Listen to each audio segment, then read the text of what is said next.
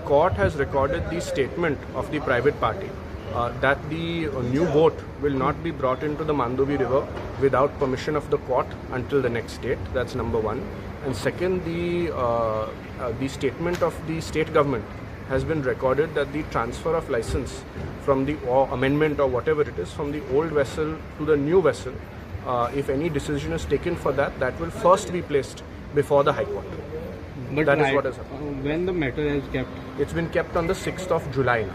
But a company has not applied for the license, casino license. No? So if they apply that before that decision is taken, it will be placed before the court and the court will decide. And what about the certificate of survivor?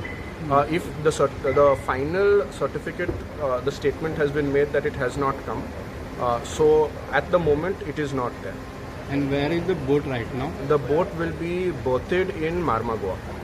Okay. It has been informed by the... It has been informed by the private party that the boat has come in and will be berthed in Marmagua. But as I said, it will not enter the limits of Panjim port without first taking leave of the port.